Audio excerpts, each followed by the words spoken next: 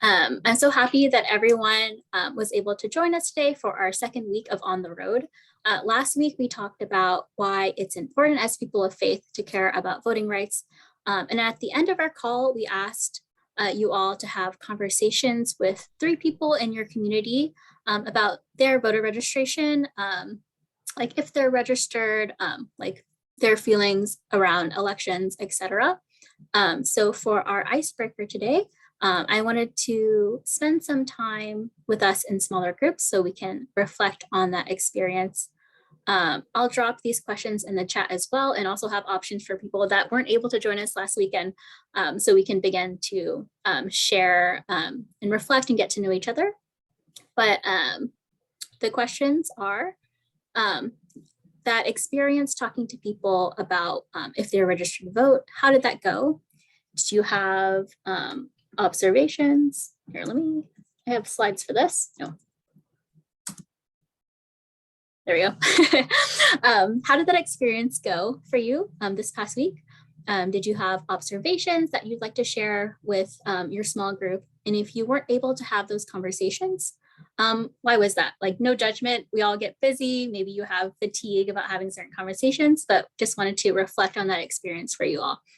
And for those of you who weren't able to join us last week or didn't get the chance to discuss voter registration and elections with others, have the people around you been discussing upcoming elections? Depending on the answer, why do you think that is? And are there things that you wish people were discussing that they aren't already talking about? So I will have this slide up. I don't know if y'all can see that in the breakout rooms, but I'll also share these questions in the chat box so you can have them. And I will put folks out in breakout rooms.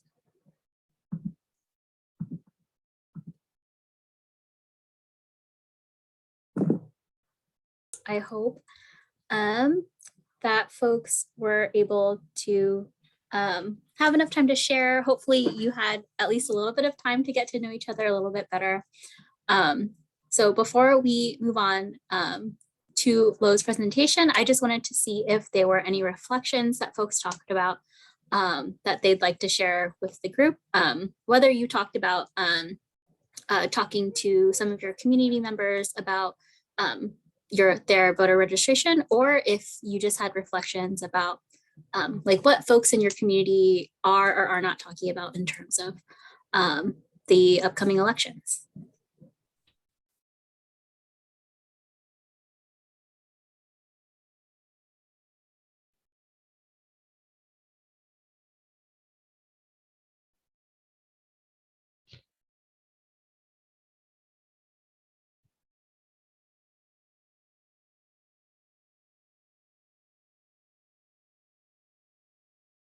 Yeah, I guess I can share a quick reflection that I've been thinking about.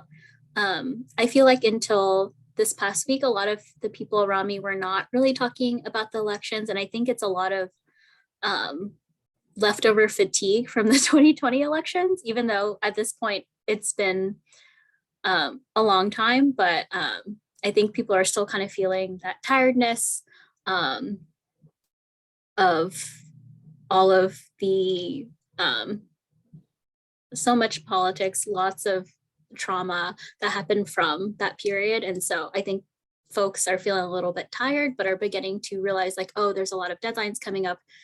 There's like so much work to do, and are starting to begin to reemerge from that cocoon and start speaking a little bit more about the midterms.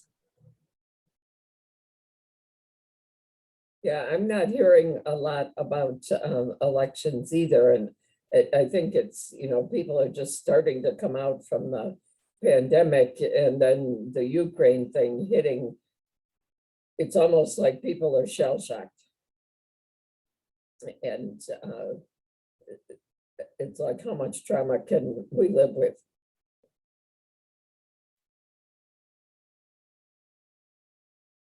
Yeah, that sounds like a lot, Hila. I agree. I think I was going to share that I went for a doctor's appointment today, and on my way there, I noticed signs for the mayor's seat is up for we'll have an election in DC, and I started seeing signs for the mayor. I haven't heard anyone around me talk about this, but I saw that there were signs for that. I also wanted to report that since last time, I did pull up my voter registration application and I filled it out. It hasn't been mailed yet as evidenced by this paper here, but I became a citizen, and so I'm doing that. I did not talk to the two people that I said I was going to talk to, so I did report that to my group as well. And I think partly it's because I didn't put it in any list, like it was just something that I talked about, but I didn't put it down anywhere. So I think if I had put it down on like my to-dos, they would have had a better chance of like reaching it. Just kind of like, I didn't think about it because it wasn't in any to-do list. So, but I do want to check in with two friends that just became citizens about like whether they have registered, and maybe even learn together, because this will be all of our first times voting. For some of us, like I've only voted once before because I don't live in a country where I'm allowed to vote. So, well, now I do, but. Congratulations on becoming a citizen. Thanks.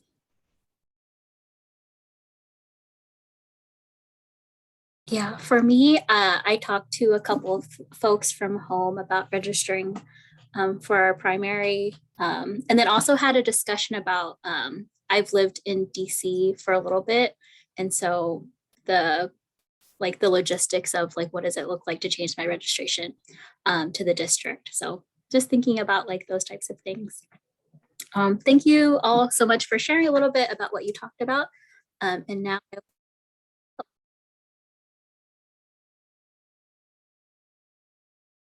Oh, you broke up right there. I don't know that we heard you. I was muted. No, you broke up a little bit. Oh, but I did. think Oh, you I were- passed think it on you to were Lo. seeing, I know, I was like, wait, I think she just pitched the ball and I'm getting ready to hit. So hello, everyone. Thank you so much for attending. Really blessed to be in everyone's company. I hope your day is going well. And if not, there's still some time in the day left, and hopefully we can make it a little better. My name is Lo Relaford. I am MSW. That means I am a social worker, but I also, happy Social Worker Month for any of those social workers out there. Happy Social Worker Day for any social workers out there. And I am very blessed to serve as political director for Sojourners, and obviously by extension, Sojo Action, because that's where the real action happens. Bad dad joke, sorry. But so as part of my role as political director, I direct political strategy, and I look at the issue areas in which we work in: women and girls, climate change, immigration, all of those pieces, and democracy, voting, and democracy, governance, and voting rights is obviously a big part of that piece. And it is a big part of that piece because I have, and I think we have at Sojourners, almost a very Harriet Tubman mindset that one person is not free until we were all free, right? And I think that's also very scriptural, right? I think, in the Bible, it says, when one person suffers, everyone suffers. When one person is bathed in joy, all share in the blessing. And because we are all connected, we are all part of this, body of Christ, right? When one person, when one citizen in this great land that we share is suffering or is unable to fully actualize their inherent dignity and right to vote and have someone in office that actually represents them, we all suffer. We suffer even if we don't live in states where we have restricted voting rights, because one, those same members of Congress from different states also have a say in what money flows, what sources flow into your state or your community, because they have a say in that. So again, it makes sense to get invested in voting rights, because just because one state maybe, have members that are very antagonistic to what you care about, they still have the power to block your ability to get that. And so again, what happens to one happens to all. When one suffers, we all suffer.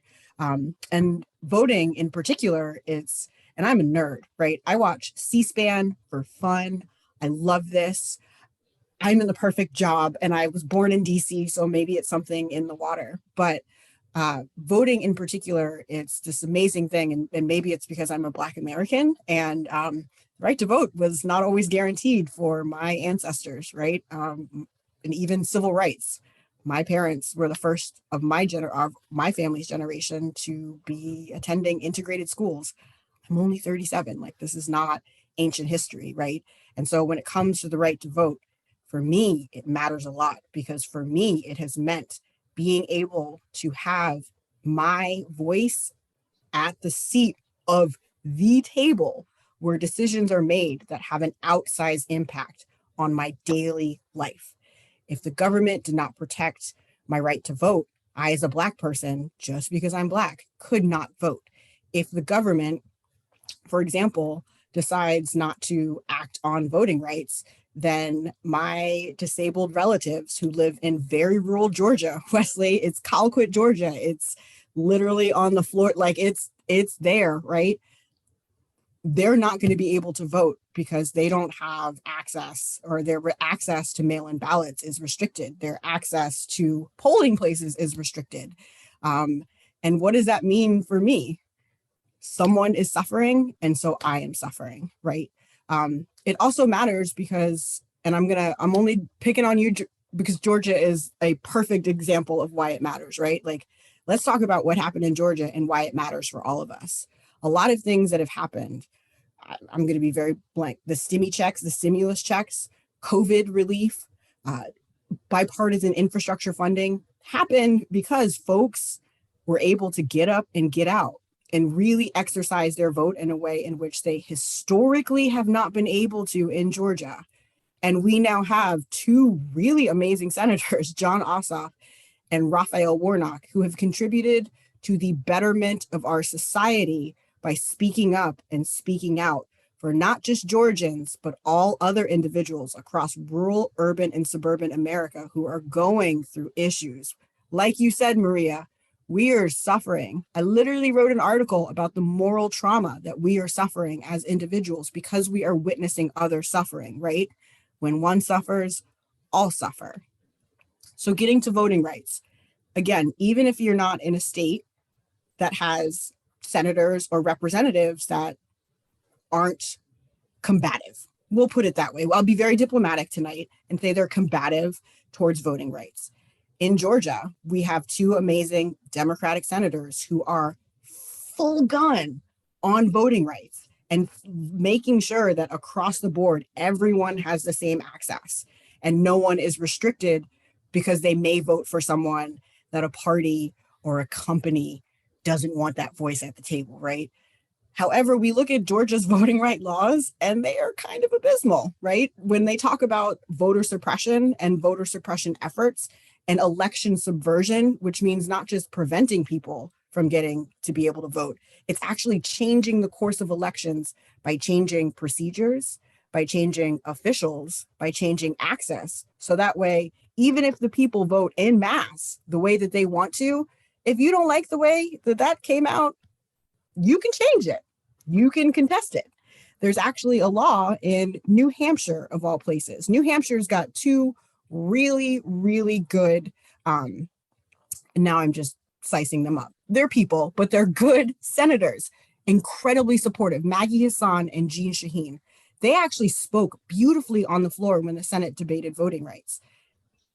And yet New Hampshire is introducing a bill in this year. So the session just started in January, and already they've introduced a bill that would impose a new requirement that all digital images of all ballots cast by voters. So that means that, like, anytime you take a digital image of a ballot, that could be a camera photo, so anyone, now is basically publicly available for any citizen to perform a citizen's audit by comparing the official count to what's on the ballot. First of all, this is an issue because only in some states is it illegal to take a picture of your ballot. I highly suggest, it's really exciting. I love it. But if you take a picture of your ballot, don't ever post it. Ever, ever, ever. But in some states like New Hampshire, you can take a picture of your ballot and post it. Can't do that in Virginia. Can't do that in Maryland. So if someone sees that and someone says, oh, this person voted for Lauren Relaford, and I don't like her because Lauren Relaford supports child tax credits and bringing children out of poverty, I'm going to submit her ballot for official review. And so that ballot is now up for review and it goes to that individual citizen, and that individual citizen can then file a complaint about the accuracy or standard of the ballot based on them looking at your ballot and then looking at the total vote count and saying, this doesn't seem to match up. I don't think so. And all of a sudden, I'm in New Hampshire with two amazing senators who support federal voting rights legislation, but my state legislature and my local legislature, which has the immediate power, which runs elections, have done something that's going to harm me. And hey, by the way, both those two amazing senators are up for re-election this year. I think that New Hampshire is changing some voting rights laws when I'm not going to go there. But so that is sort of why we should care, right? Because what happens, Tip O'Neill, a famous Bostonian, and I say that because I went to Boston College and there's a whole library named after him, so it's kind of drilled in your head. But Tip O'Neill said all politics is local. And the reason why you should care, again, and I'm going to finish this off, is because what is happening at the state and local level, it's going out of their way to make it harder for Native and Indigenous Americans who, for me, at least, quite frankly, have more right than anyone on this land to vote and have a say in what happens in this country. For folks with disabilities who are chronically ill, like some of the patients that I cared for who receive all of their health care and all of their social care in the home, and yet are being forced to leave their home to stand in a line where it's now illegal for them to receive water or food if they become faint. Thanks, Georgia. Why would you do that to someone? Because they may or may not vote the way that you want to. And I want to say that this is really what is happening. I don't want to sound like an alarmist, but there is a very small faction of folks who realize that they are getting smaller. And I mean, there's like small of a small representative sample. And they've had power for so long and they're terrified of losing it. And what do we see when people lose power? They freak out and they do whatever they can to try to hold on to that power. And I don't want to be an alarmist, but that really is what's happening. And so when you make sure that your registration is set, when you have conversations about voting with your friends, and you may not have heard anything, but members are going on recess April 11th. And part of that is so that they can kick off their campaign season. So come April, May, you're going to start seeing those obnoxious ads all over the place. And you're going to be inundated with election stuff, even though it's in November. It's going to be really important to get ahead, especially if you're in a state that may have had laws changed. Last year, 49 states introduced over 400 bills that would restrict the right to vote. So that's 49 states. Republican, Democrat, blue, green, any state. This year, and let me get the stats so I say it right. And I'll share these resources with you because these are amazing resources from the Brennan Center, and they do a voting rights roundup.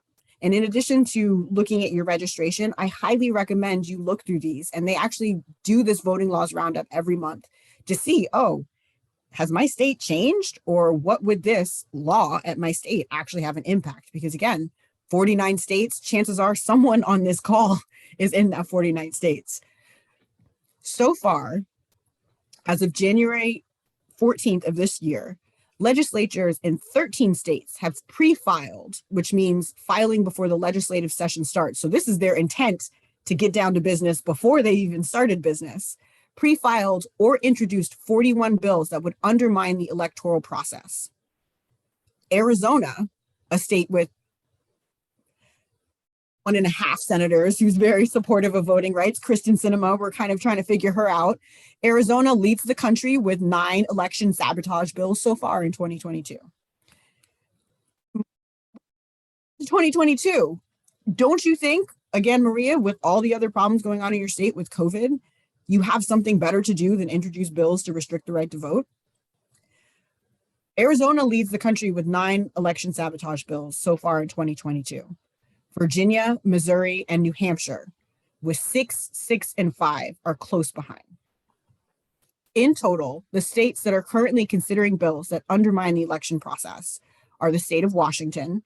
Again, senators who spoke beautifully on the floor. Maria Cantwell did an amazing job speaking in favor of federal voting rights legislation. Her state, bills that would undermine the electoral process. Wisconsin, Illinois, Missouri, Nebraska, Arizona, Florida, no shocker, Alabama, South Carolina, Tennessee, Virginia, New Hampshire, and New Jersey. It's happening everywhere. It's not just happening to Black people in the South.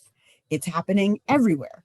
And even if it was just happening to Black people in the South, I can tell you from experience, I've only been around for 37 years, but I know my people's history. They're coming after you too. It doesn't just stop with us. But it's a little bit like Putin. He's not just going to be satisfied with Ukraine, folks, right?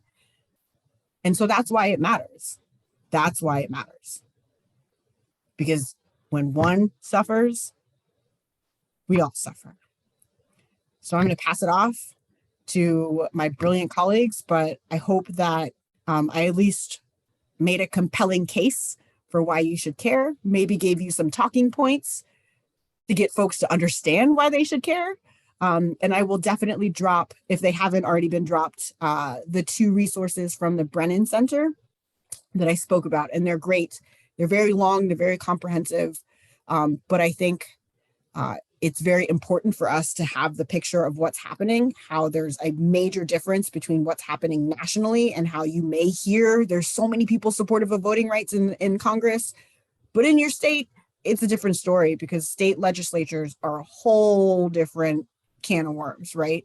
And so again, it's very important to have these conversations and check your registration and double check your registration if you can, and get as many folks registered regardless of who they're voting for, because ultimately you have a right to be represented, right? And that's what we are here to make sure that that happens. Thank you so much, Lo. And the resources that Lo has or will share in the chat, I'll be sure to send in a follow-up email as well.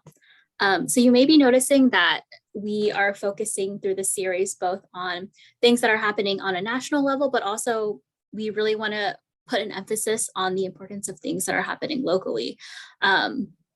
From like talking to a good friend about if they have made sure that their voter registration is up to date, to checking in to see like what your local legislator is up to in terms of like, are they the type of people to protect a vote, or are they the type of people that want to inhibit the vote of the people?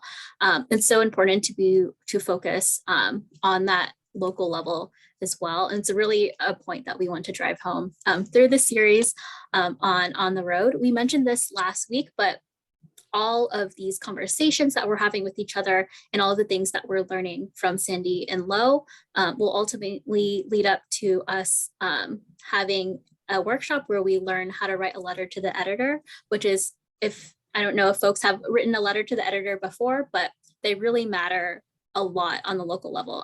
And so we just want to make sure that, us as people of faith are doing whatever we can in our communities to make sure that everyone can be heard, and focusing on the local level is one of the most effective ways to be able to do that and to protect our communities and the voice of our communities. So that being said, I also wanted to talk a little bit about voter intimidation. So let me pull up some slides. Okay. Yeah, can everyone see that, those slides? Okay, beautiful. Oh, that must have been the music. I don't know what I did, but yeah, so we wanted to talk a little bit about voter intimidation, because it's also a huge part of how folks are not able to have their voice and their opinions heard in elections. So here's the basics. And here are your rights. It's illegal to intimidate voters and a federal crime to intimidate, threaten, or coerce any other person for the purpose of interfering with the right of that other person to vote or to vote as they may choose. Depending on your experience voting. Some people may not have been able to vote before, or maybe you've been voting for decades and decades and you've seen everything under the sun, especially if you happen to be a poll worker or poll watcher. Here are some more unfortunately common examples of voter intimidation. So someone might aggressively question voters about their citizenship, criminal record, or other qualifications. Someone may falsely be representing themselves as an election official or someone of authority at the poll site. Someone may display false or misleading signs about voter fraud and related criminal penalties. And something that I found, and that's common in like my community as like an Asian American person, is forms of harassment, particularly targeting non-English speakers and voters of color. Yeah, and so there's also a lot of people that will spread false information about voting requirements. So you actually do not need to speak English or be able to read English to vote in any state. There are different rules and like types of support that people can have that are non-English speakers to be able to understand the ballot. It varies from state to state, but there are I forget, I think it's like section 203 or 208. There are like various supports for people that are non-native English speakers to be able to understand their ballot. And you do not need to pass a test to vote in any state. And some states do not require voters to present photo identification, but as many of you know, that is a very controversial rule, so it varies from state to state.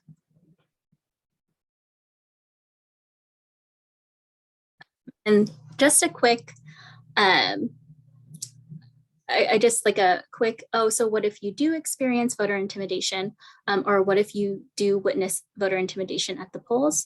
In many states, you can give a sworn statement to the poll worker that you satisfy the qualifications, and then you should be able to proceed to cast a ballot. I believe it's called a provisional ballot in most states. It might be called something else in other states as well. There are also like very well supported voter protection election hotlines that are available in various languages. The most popular one is 1-866-R-VOTE, which is English. And then there are ones in Spanish, Arabic, and then one hosted by API Vote and AAJC that are available in I think 7 to 10, depending on the year, different Asian languages. It's a really great resource to forward people to. If you happen to not know the answers, if you have that person's permission, you can call on behalf of them, or you can give them to numbers so they can be able to call for themselves. And then you should also be able to report intimidation to your local election officials, and their offices should be open on election day. Yes, so I give that short presentation all to say, like the being able to support your community and your neighbors comes in many forms, and being able to support your neighbors or even yourself in this way is a way to be able to protect your neighbor, you know, in this time where they're trying to have their voices heard. So this upcoming week, we wanted to open up reflection about what you know about voter intimidation.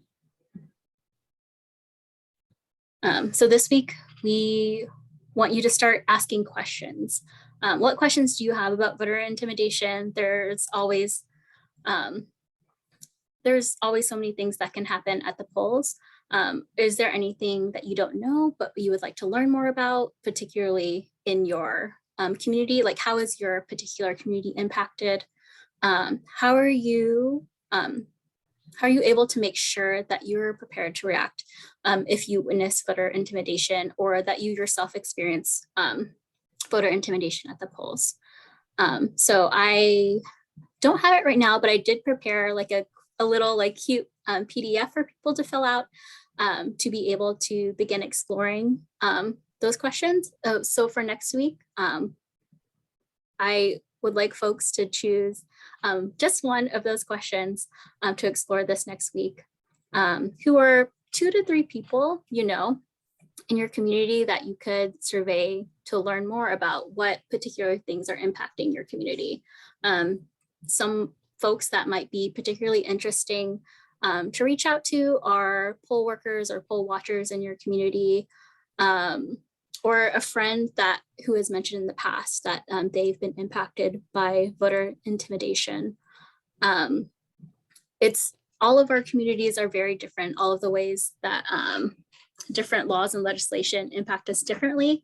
So it's really important to kind of get a feel of what's happening in your specific community if you, you know, don't have that hands-on experience that a poll watcher or a poll worker may have from all of their years in elections of experience just being at the polls. So yeah, that is all that I have for folks this week. Oh, Q&A.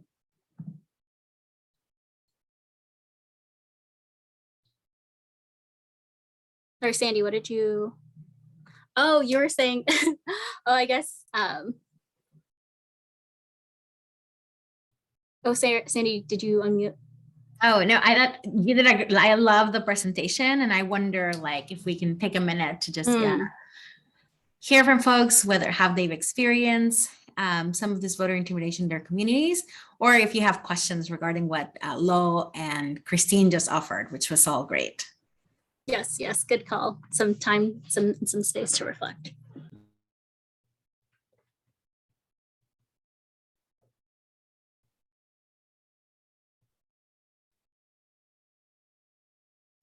So who is experiencing voter intimidation in your communities? And how have you witnessed that?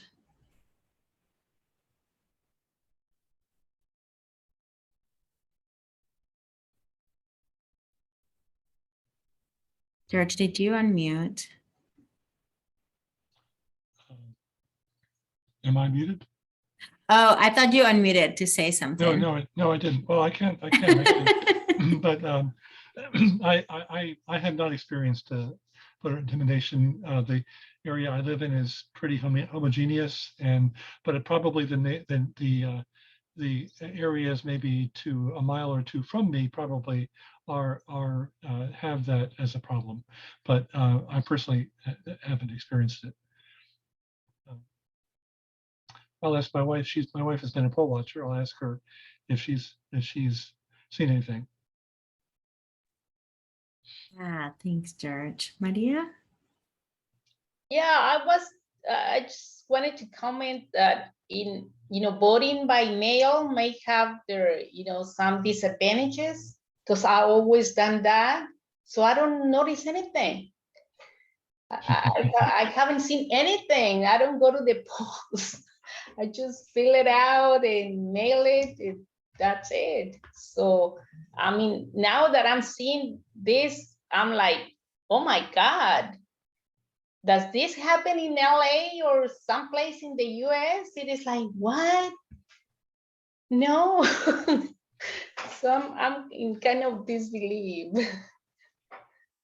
And we have a great program too that you'll hear more about, because this does happen everywhere where we are. Like even though we may, like Lo was saying, we may have really great representatives and senators and think like, okay, our state is all there, but there are ways in which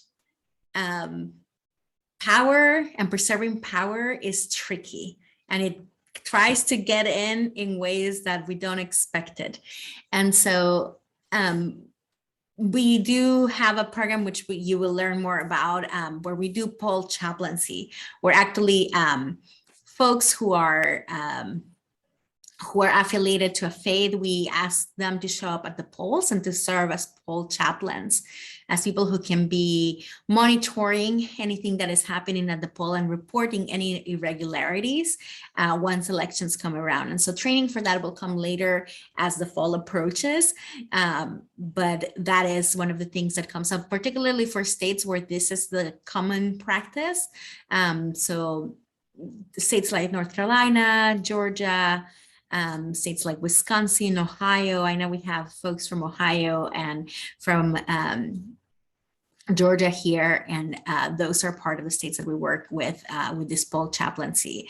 But this is not to say that it is that this couldn't be organized in other states or in spaces where you know that there is in counties in your state where you know that this may be the case, because people are working to disenfranchise others to remain in power. So I would also say that I think part of, just to build onto that, it's that there are voices from various communities like MALDEF and disability rights and, high level folks that are testifying in Congress. And I highly encourage you, if you're interested, I will share the link to the congressional hearing on election subversion, where you heard about folks who also spoke from different communities, in particular the Native American community and the Mexican American community, who spoke about how election subversion plays out in their communities. And I think in part because it makes it very easy to literally make this situation black and white. But I think that it ignores how gray and nuanced the issue of voting rights is, again, because it's an issue for aging and older adults. If you can't access a mail-in ballot, that's huge for a lot of aging and older adults. And by that, I mean 65 and older. That's what we call aging and older adults in social work.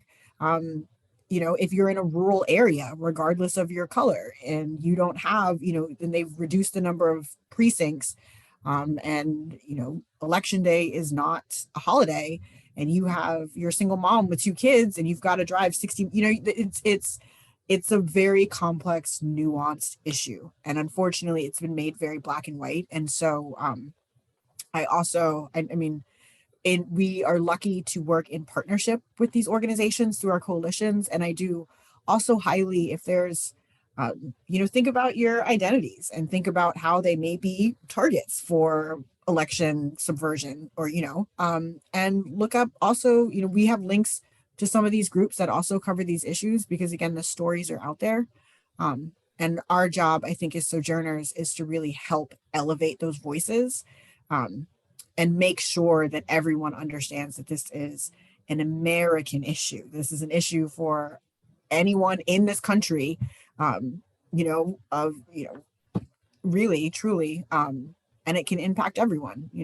If voting rights, if voter ID laws become incredibly restrictive, say what says on your voting card doesn't match your your driver's license because you just got married, or you change your name because you just got divorced. Now all of a sudden someone could say, hey, you don't have the same name, remind you of your traumatic divorce, and prevent you from voting because they have said, well, it doesn't match, so boom. And so those are the kinds of things. It empowers individuals instead of systems to make decisions about your vote. And that's a problem because people are really flawed. I'm sitting in my pajama bottoms right now. Like, nobody is perfect, right? And so when you allow people who are bad faith actors the power, just like Sandy said, that power, then you're harming everyone. And it's really, really sad to think about how I think a lot of folks, again, have this issue kind of really twisted and don't realize that it's going to really hurt a lot of people, if not immediately, eventually.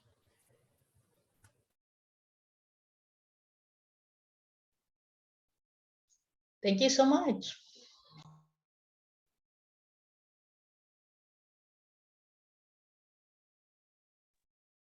Something that Lo said, I think, reminded me about the ways that like voter intimidation it happens at the polls, but also there are just so many things that build up our lives that lead people to like not feel empowered that their vote matters. I'm thinking particularly of when I was in college, I interned for a voting rights organization, specifically for Asian American folks. And that was the first time that someone had had a conversation with my mother, who has lived in the US for over 30 years, is fluent, has taken multiple like college level like English courses throughout the years. and just how like the ways that she perceived the treatment of like non-native English speakers in the US, she did not feel empowered or comfortable to go to the polls by herself. So it wasn't until I was an intern in college that we had that conversation of, oh, like what are the options for you to feel comfortable, to feel like you're educated enough to go to the polls. There are just so many ways that the day-to-day of more than voting rights legislation, but really like things that are hyper-local that are in your community really matter in terms of having people feel like they can go to the polls outside of that legislation that may be inhibiting them from doing so as well. So that's something that I started thinking about when Lo was speaking.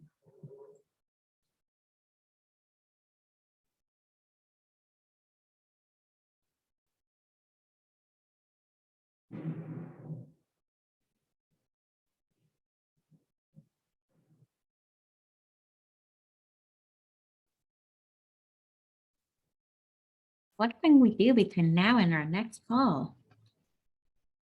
Yes, so like I mentioned before, kind of if following your curiosity is perhaps not the right choice of words, but thinking about like what you don't know about voter intimidation, particularly in your area, is something that I want us to explore between now and our meeting next Tuesday. So perhaps talking to people that have more knowledge than you, like a poll worker or someone who has mentioned before that they've been impacted by voter intimidation, of if that's the kind of relationship that you have and they would be open to speaking about it.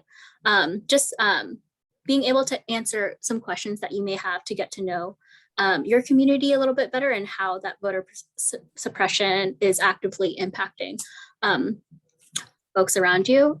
We'll reflect a little bit about that during our next week at the beginning. But thank you so much for joining us tonight and discussing voter suppression, voter intimidation, and how we can support our community members. Next week, we will talk specifically about what's at stake for the midterm election. So Lo will be sharing more wisdom and more knowledge with us next week. Again, to invite folks, you can ask them to register at the same link that you did, bit.ly.com/FRAN22, which I will share in the chat. We'll be sure to send all of the resources that we mentioned and more via email tomorrow in a follow-up. And something of we wanted to highlight is that we'll be sending information on state-specific voter rights calls. So those calls will be for Georgia, North Carolina, Arizona, Wisconsin, Alabama, and Pennsylvania. So if you happen to be from any of those states, have any particular connection to those states, or know anyone that you think would be good to send that information over to, we'll send specific information on those calls to you tomorrow in our follow-up email. Thank you all so much for joining, and have a good night. Thank you so much. God bless you all. Yeah, good night. Tuesday. Thank Bye. you. Good night. Good night. Yay, that was really good. Yay. Yeah, thanks for slowing me down a little bit at the end. That was very good. No, that was good. Yeah, I think you were doing so great. And you had presented so much. I wanted folks to have an opportunity to respond to everything that you had just shared, which was great. Thank you.